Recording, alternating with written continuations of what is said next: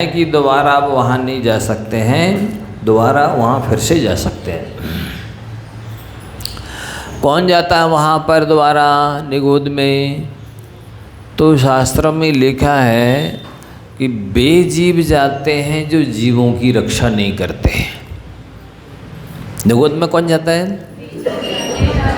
जो दूसरे एक इंद्री को आदि लेकर जीवों की रक्षा नहीं करते हैं, वे पुनः निगोद में चले जाते हैं। अथवा वो लोग जाते हैं जो अवैध संबंध करते हैं। अवैध संबंध जानते हैं?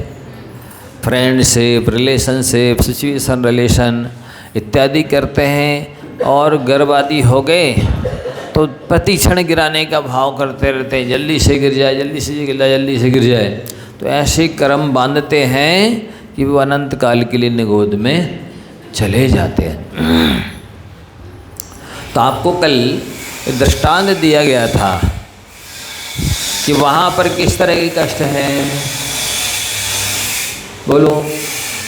वहाँ किसी मनुष्य के मुंह में कपड़ा ठूंस दिया जाए और हाथ पैर बांध दिए जाएं और प्याज, आलू प्याज की जो सकरी बोरी आती है उसमें बंद करके और गड़ा गेंद की तरह गुथ दिया जाए और गूंथने के बाद में खौलता पानी डाला जाए और लाठियों से पीटा जाए।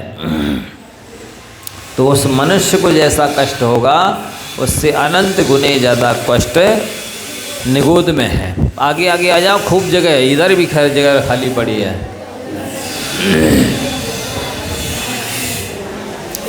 हाँ, किनारे किनारे बैठ जाओ स्टूल वाले। और हाँ,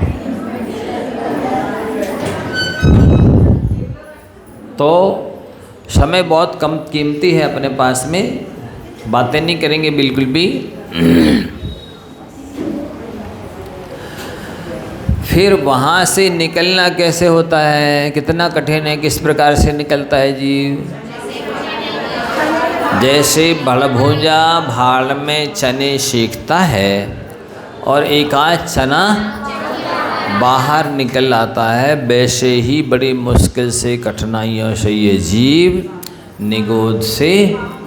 देखो ये रखिए गिफ्ट, आप लोग ध्यान से नहीं सुन रहे बच्चे।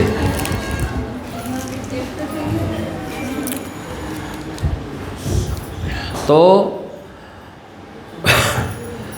बड़ी कठिनाई से निकलना होता है और निकला, वहाँ से निकल के पृथ्वी का एक हो गया। तो पृथ्वी का एक जीवों की क्या दशा है देख रहे हो? व्यक्ति पैदल नहीं चलता है, 4 कदम भी जाना है तो 2 व्हीलर 4 व्हीलर से जाता है। तो उसमें आप पैदल चलेंगे तो इतने से आपके 2 पाँव हैं, इसमें असंख्यात जीव मर रहे 1 कदम रखने में। फिर 4 व्हीलर जो चलाते हैं तो उसमें तो जीव जंतु दिखते ही नहीं है,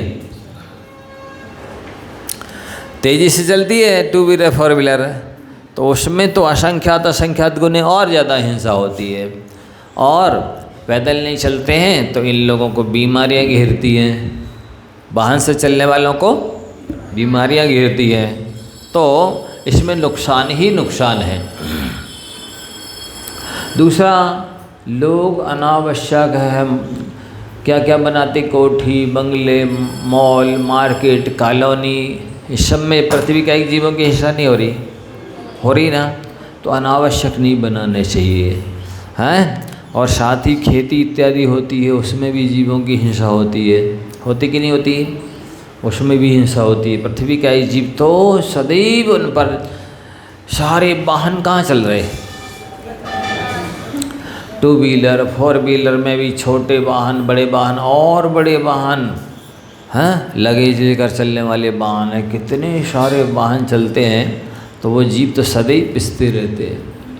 फिर वहाँ से निकल कर के मान लो वो जल का एक हो गए, तो कल बताया था ना कि वहाँ पहले तो मेघों से वर्षे बादलों से टकराए, फिर कितनी पत्थरों से टकराते फिर नदी में आए तो नदियों में भी चट्टानों से टकराए।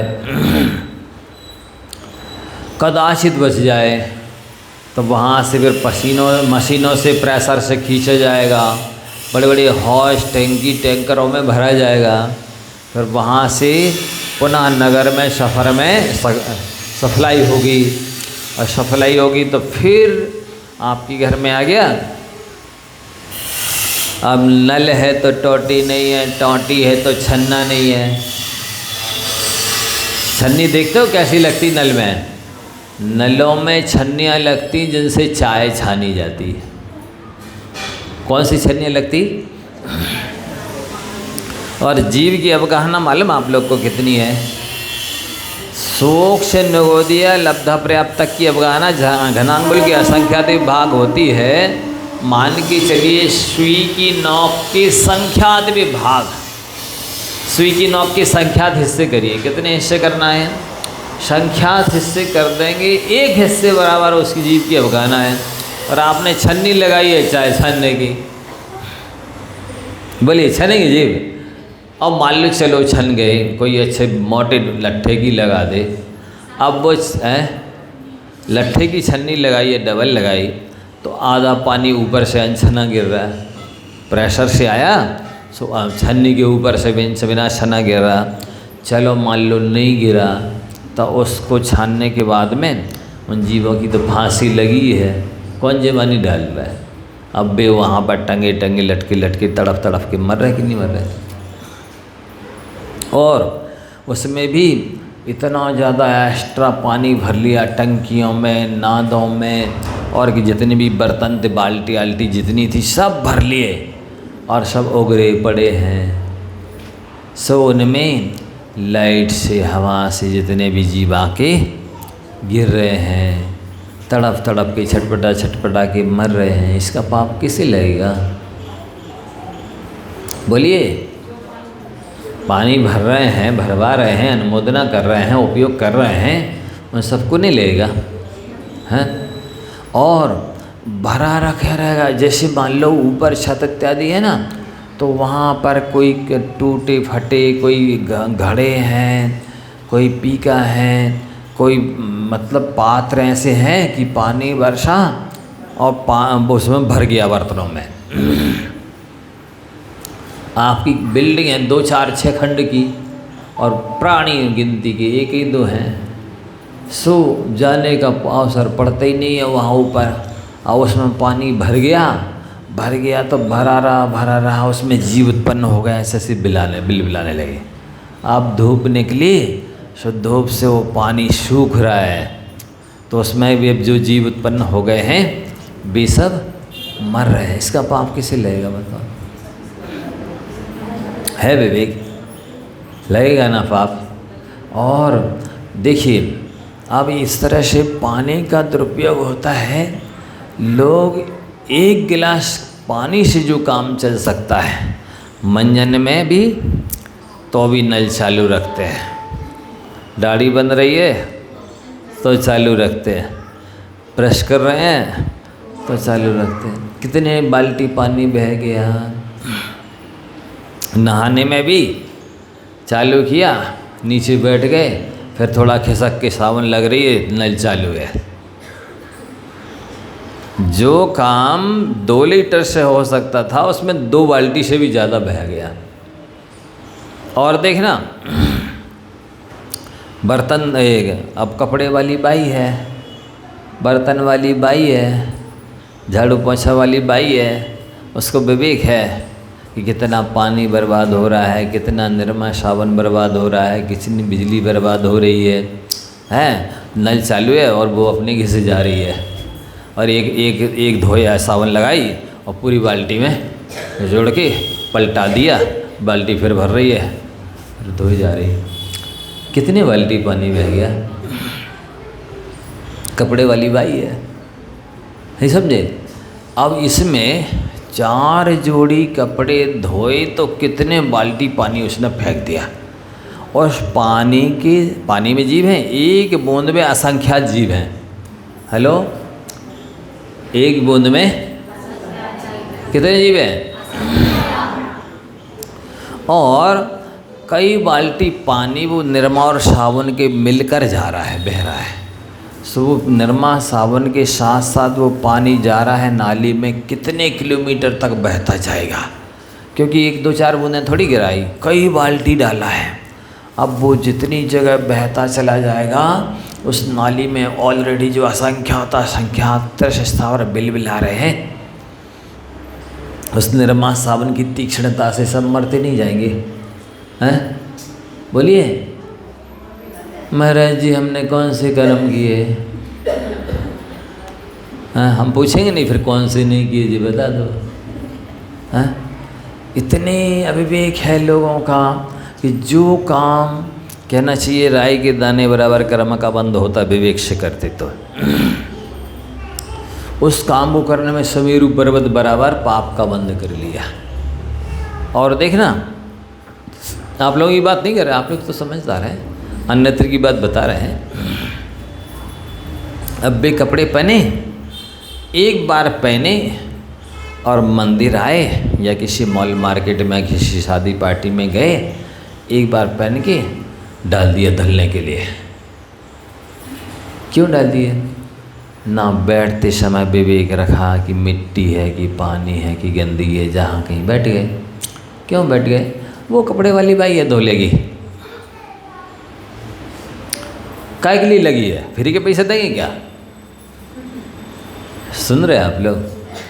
कपड़े वाली बाई लगी है, उसको पैसे तो देने ही पड़ते, इसे एक बार पहन के डाल दिए वहाँ तो लगी। अब आपने तो एक बार पहन के डाल दिए, लेकिन उसमें जो आरंभ हो रहा है, हिंसा हो रही, उसका पाप किसे लेगा? और विवेक ही नहीं है कहाँ बैठना चाहिए। चाहे तो एक चटाई लेके चल सकते हैं, कोई रुमाल कोई कपड़ा लेके चल सकते कि वहाँ बिछा के बैठें तो कपड़े गंदे नहीं हुए, तो जहाँ कहीं बैठ गए, क्योंकि चिंता ही नहीं है गंदे हो जाएंगे तो कपड़े वाली भाई धो लेगी, फ्री के पैसे थोड़ी देंगे, कपड़े धुलाएंगे उससे।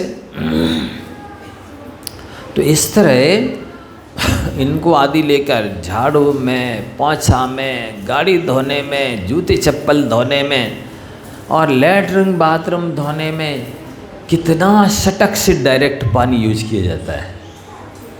थोड़ा डिब्बे से काम नहीं चलेगा, झाड़ू लगा के कपड़े के 1-2 लीटर पानी की पोंछे से काम चल सकता है विवेक से किया जाए तो। क्या जा रहा है, खूब आ रहा है नल, पानी की कमी थोड़ी है। अरे पानी को आपको घी और दूध की तरह उपयोग करना है। किसकी तरह करना है?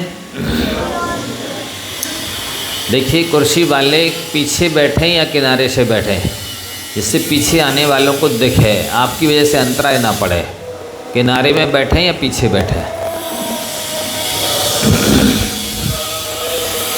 तो कितनी तरह से अविवेक हो रहा आप देख, सुनते जाइए जरा।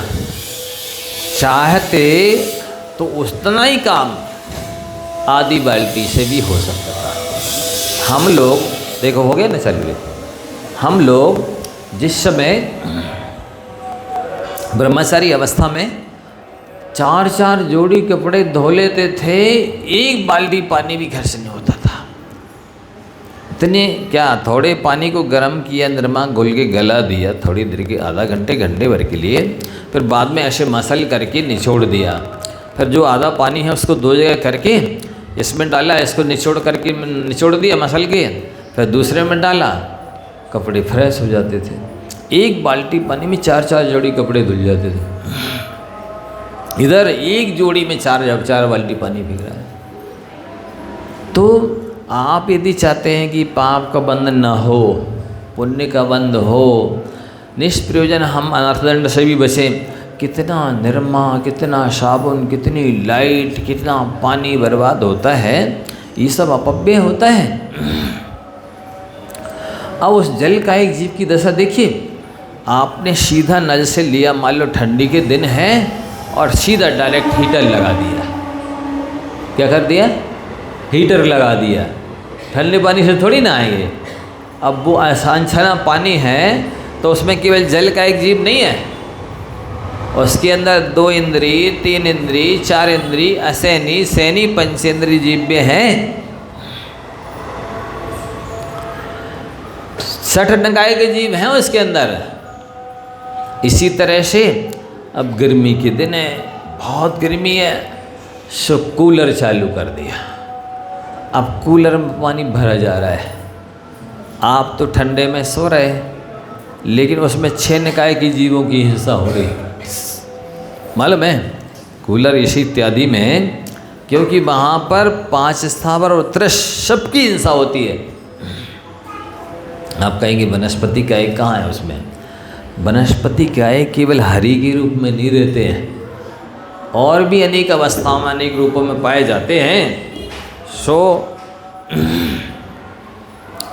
ये हिंसा हो रही है।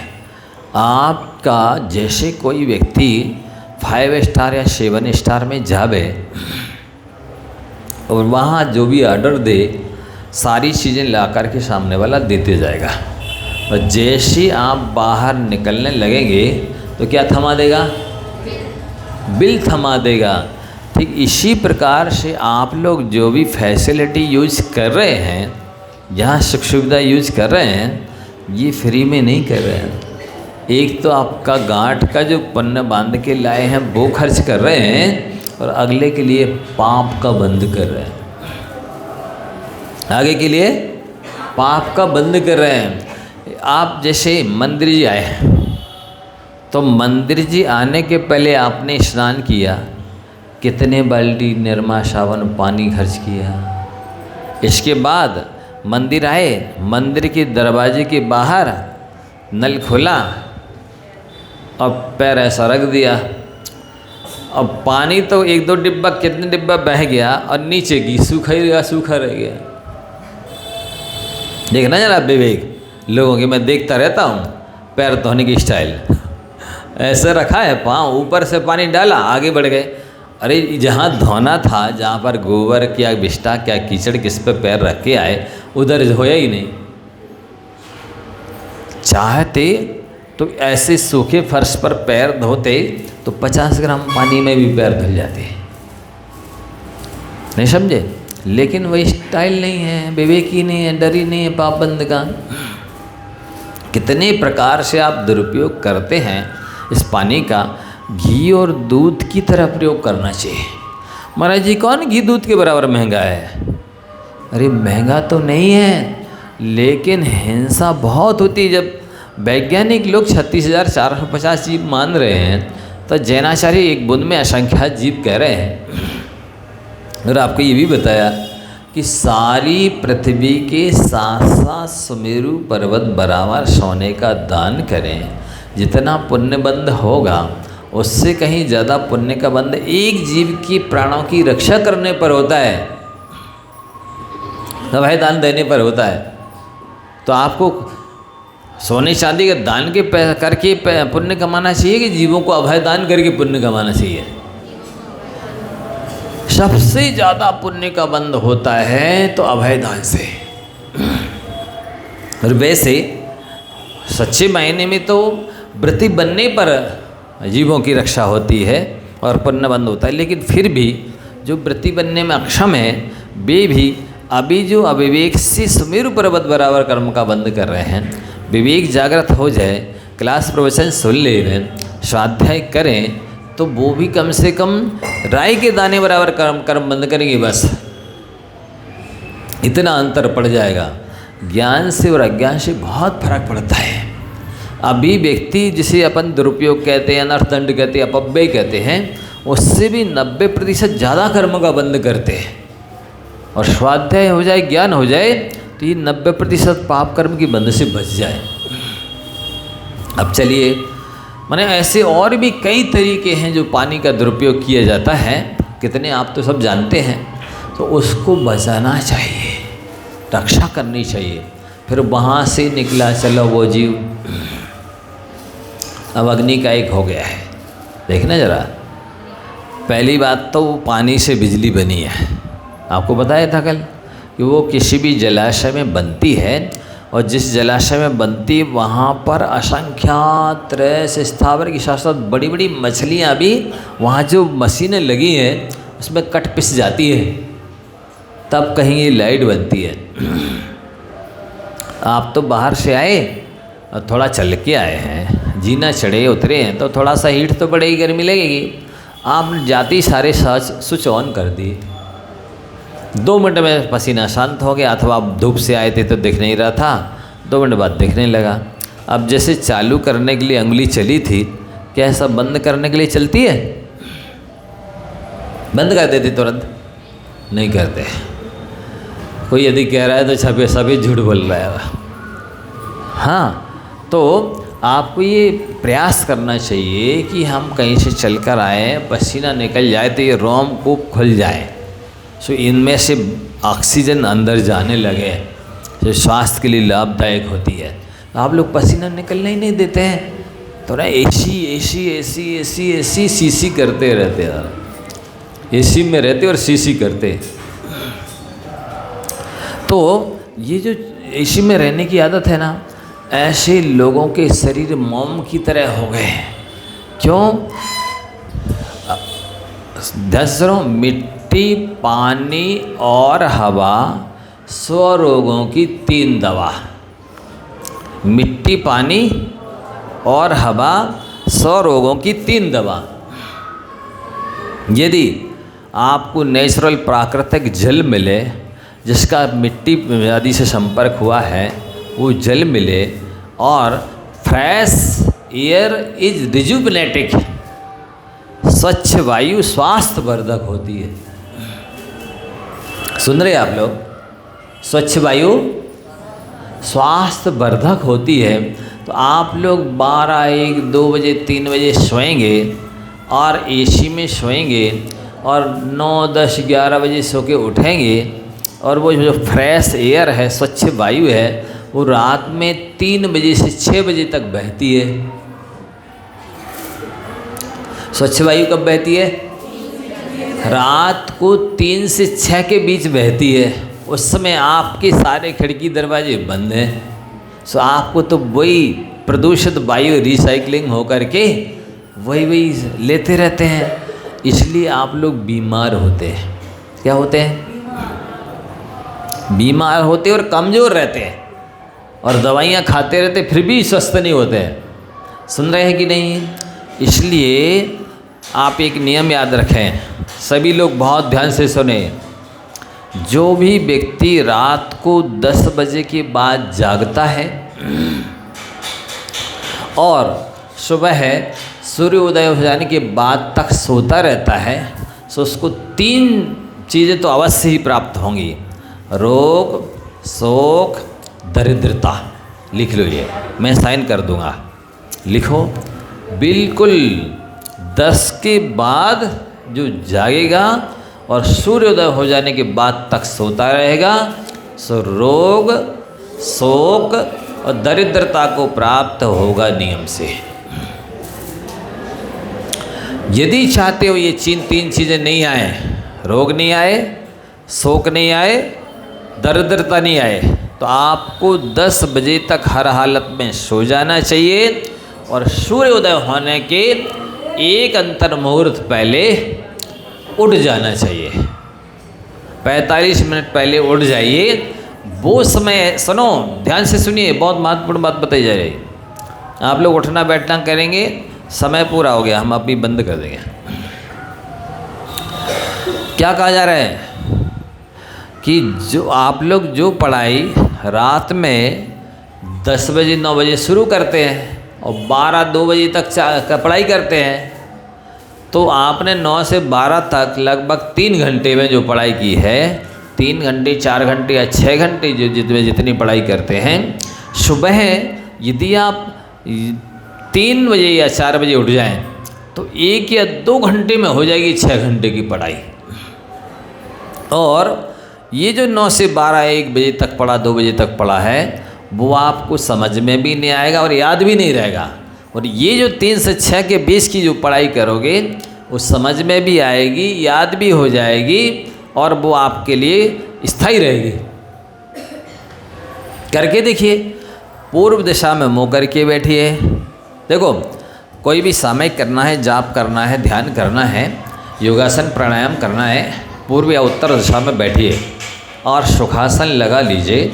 जो आपको सुखासन का मतलब होता है जो बार बार बदलना ना पड़े, जिस आसन के लगाने से आपको अर्थ ध्यान ना हो, तकलीफ ना हो, वैसी आसन लगा करके बैठिए। और ये इधर देखिए, ये ज्ञान मुद्रा है,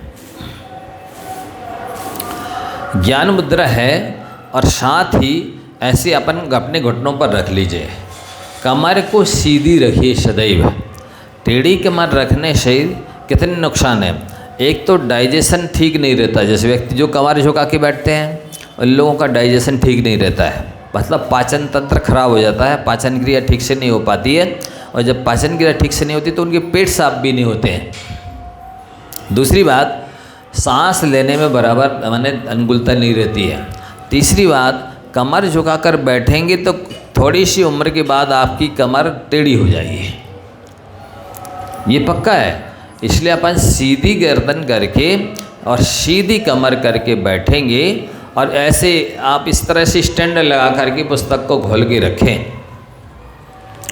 तो इससे क्या है कि ज़्यादा आँखों की दूरी भी नहीं रहती है, एकदम पास भी नहीं रहता है, गर्दन भी नहीं झुकानी पड़ती है, कमर भी नहीं झुकाना पड़ता है। और लाइट हमेशा या तो बाजू से आए या पीछे से आए, सामने से नहीं आनी चाहिए, क्योंकि उससे आँखें खराब हो जाती है।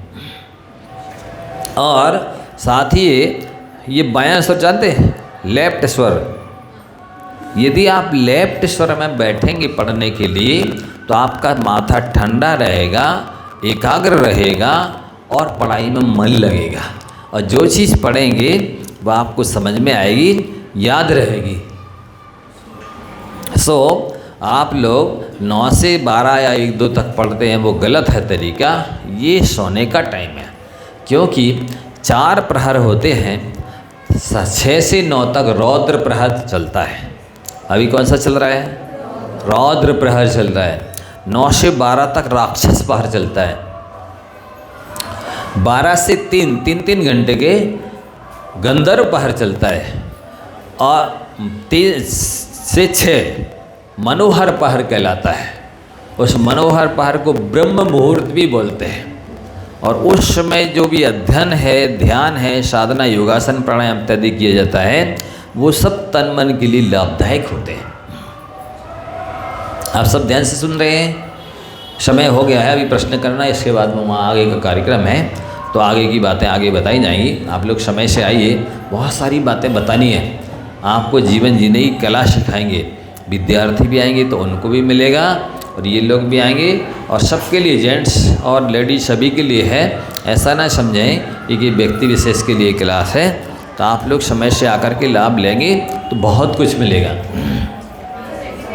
अब प्रश्न पूछे जा रहे हैं, पहले जिससे पूछा जाए वही हाथ उठाएंगे, और जिसके लिए संकेत करें वो बताएंगे। बीच में कोई ना उठाए, ना बोले, और ना ही बिना बोले खड़े हो गए। और पूछेंगे नहीं, पूछ के बताएंगे तो ठीक। सुनो,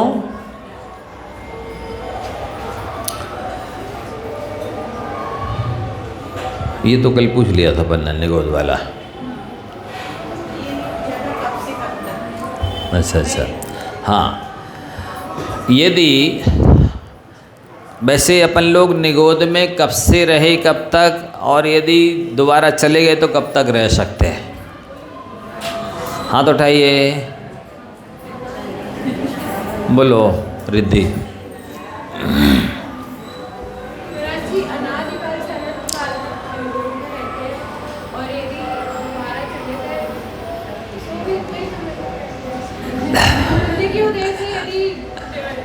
बता तो अच्छी रहे, थोड़ा सा और सुधार करना है। हाँ, यही गड़बड़ हो रहा रोज। और कोई हाथ उठाइए जल्दी।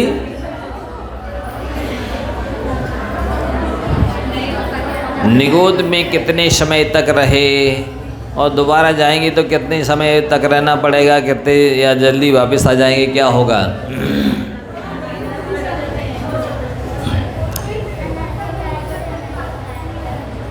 अनादि से अनंत काल तक निगोद में रहेंगे, तो यहाँ कहाँ से आ गई फिर आप?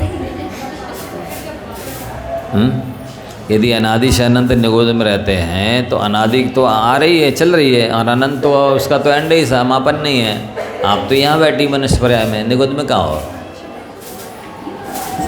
हैं? बोलो। चलो दूसरा प्रश्न पूछते हैं। हाँ बोलो।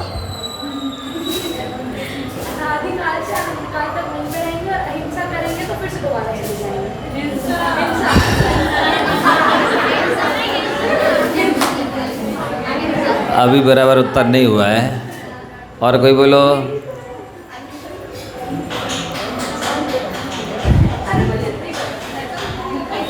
बोलो और कौन बताएगा? हम बता दें। हाँ बोलिए, आप बोलिए।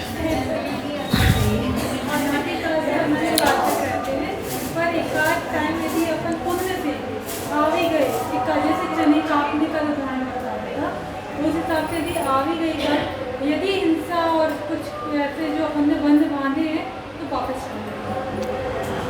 ठीक है। अनादिकाल से तो अपन संसार निगोद में रहते हुए आए हैं, और वहाँ से किसी तरह निकले और हिंसा की और व्यसन इत्यादि किए, खोटे कर्म किए, तो फिर चले जाएंगे। फिर कोई ठिकाना नहीं है कि कब निकलेंगे। बहुत बढ़िया है। आप इनाम ले लीजिए। अजय ठीक।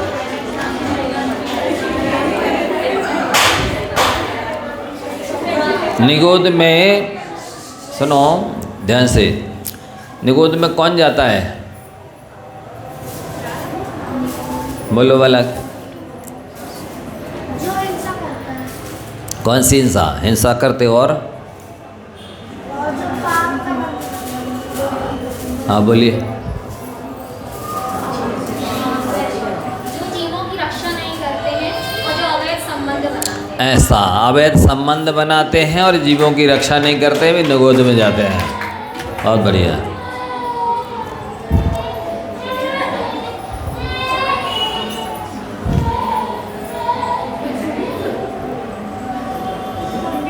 ये अपन पूछ चुके पृथ्वी का वगैरह वाले।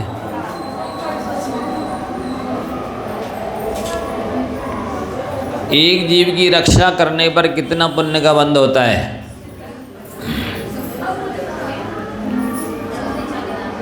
अब बोलो। हाँ आप बोलिए।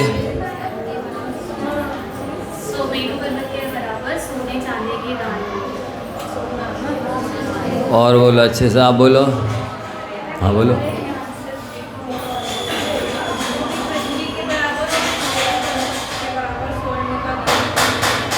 पूरी पृथ्वी का दान दे में और सुमेरु पर्वत बराबर सोने का दान दे, उससे जो पुण्य का बंध होगा उससे भी ज़्यादा पुण्य का बंध एक जीव की रक्षा करने से होता। बहुत बढ़िया। आइए यही दिन आज। हाँ हाँ ठीक ठीक, बहुत अच्छा। ओ एक बूंद पानी में कितने जीव होते हैं?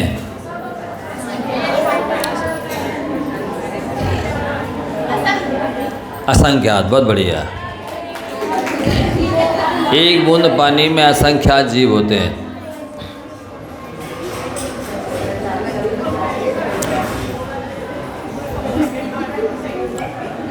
अज्ञानी कितना कर्म का बंध करता है और ज्ञान होने पर फिर कितना कर्म का बंध होता है?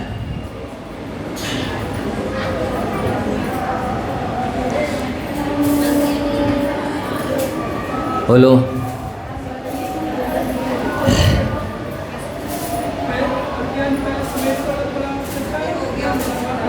हैं?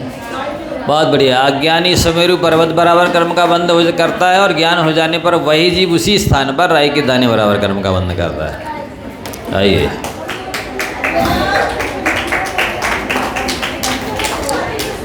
पानी को किसकी तरह उपयोग करना चाहिए?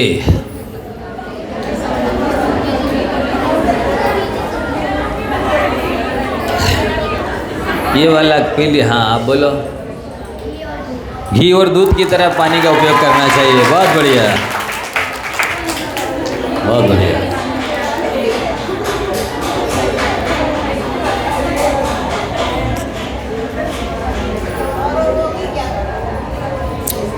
सौ रोगों की कौन दवा?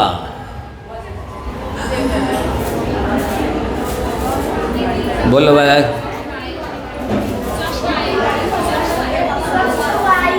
हैं?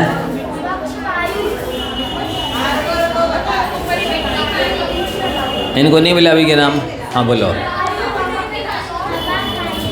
है? मिट्टी, पानी और हवा 100 रोगों की 3 दवा। बहुत बढ़िया, बहुत अच्छा।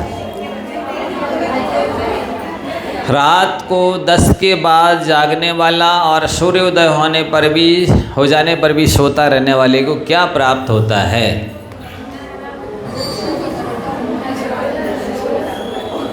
बोलो बालिका। रात को 10 के बाद जागने वाले और सूर्योदय हो जाने पर भी सोते रहने वाले को क्या मिलता है, क्या प्राप्त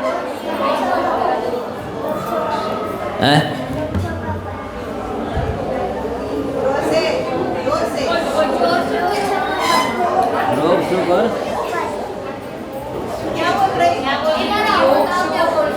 नहीं, आप लोग सुनिए जरा क्या।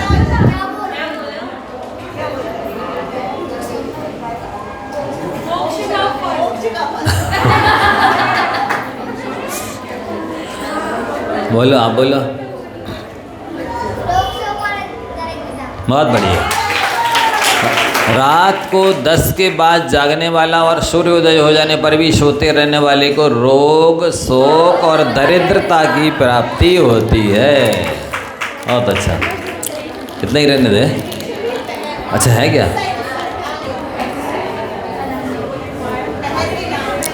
हाँ। प्रहर कितने घंटे का होता है और एक रात भर में कितने प्रहर होते हैं? कौन कौन से? कितने व कौन कौन से प्रहर होते हैं? 1 मिनट। हाँ, बालक बोलो। कौन कौन?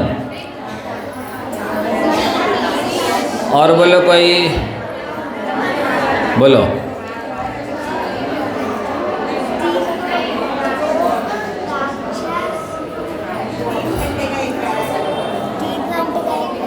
तीन घंटे का एक प्रहर होता है। रौद्र प्रहर, राक्षस प्रहर,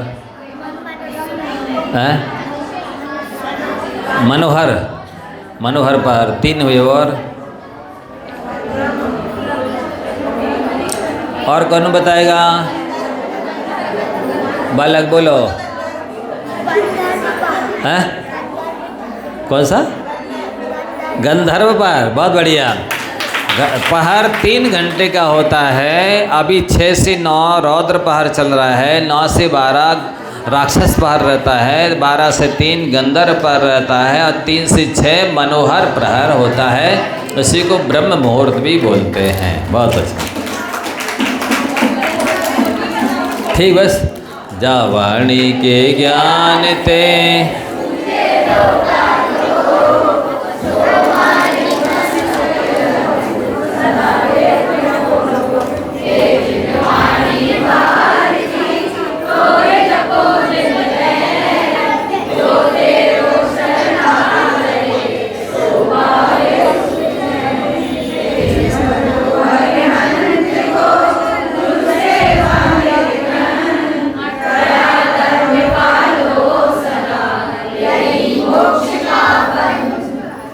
सभी लोग न पढ़ो।